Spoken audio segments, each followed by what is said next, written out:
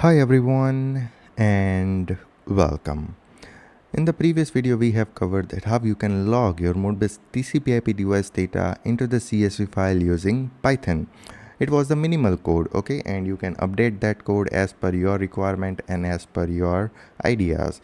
Now in this video what we are going to do is we are going to again log Modbus TCP/IP device data, but instead of CSV file or MySQL or SQLite, we are going to log the data into the PostgreSQL database. Okay, here you can see my PG admin, here you can see my database running, okay, and here is the list of table, and luckily we don't have any table, so we will create the table from our Python script, okay, and then we will log the data into our PostgreSQL database. Okay, so here is the script and Modbus TCP/IP to PostgreSQL data logging using Python, and I have updated the script on 25th of September 2025. Okay, now here you can see we are going to need PyModbus version 3.11.1 and the PostgreSQL library with version 2.9.10. okay, now here you can see I have both ready. 1 minute.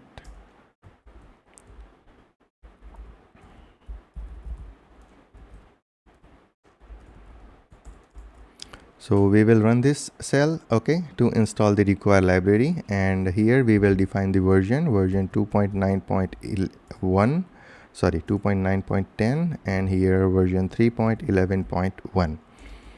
okay, and both of the version is already installed in my system, so it is not going to be installed again. Now we will import the necessary library here. We will define the Modbus TCP IP device IP address and port number. Now what I'm going to do is I'm going to open the Modbus slave software to simulate my Modbus TCP IP device, and I'll simulate the holding register. I'll go to connection, and here you can see Modbus TCP IP running on IP address of 127.0.0.1 and the port number 502. I'll press OK, and here you can see simulation is started. So we have defined the IP address and port number. In case of any other device, okay, in case of any physical device or any other device which you have to change this IP address and port number according to that device. After that, we will create our Modbus TCP IP client in the Python. Then after, we will define the slave ID, which is 1 in our case. Here also you can see the slave ID is 1 and the function code 3 is for the holding register. Now we will define the starting address and the number of register. So here we are going to start reading the data from holding register 0, and we will total read to holding register. At that data we will log into our PostgreSQL database. Now we will connect our Python Modbus TCP IP client to our TCP IP device, and here you can see the client.connect is true, means we are successfully connected. Now here is our PostgreSQL connection parameter. So PG host localhost, because this PostgreSQL database is running in my localhost, so that's why I have provided this localhost here. PGDB Postgres, okay, my DB name is Postgres, here you can see, and PG user is Postgres again, and the PG password is tour. So this is what you have to provide here, and then you can connect to your PostgreSQL database using this connection parameter. So I'm going to hit enter. There is no error, means we are successfully connected.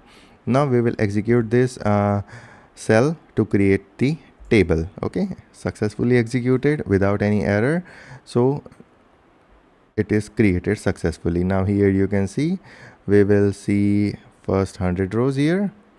Okay, there is no data, but the table is successfully created. Okay, first the column is ID, then timestamp, holding register 1 data, and the holding register 2 data.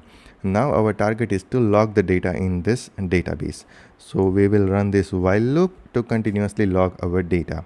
Now here you can see holding register data 135, 146, 140, 151. And if I run this again, here you can see 135, 146, 140, 151. okay, so it is getting logged into my PostgreSQL database. So that's how you can use this script to log your Modbus TCP/IP device data to PostgreSQL database using Python. and the script is available on our Buy Me Coffee shop. Okay, here you can see Modbus TCP/IP to PostgreSQL data logging using Python. That is available for $2. You can skip your coffee and you can support us with this code.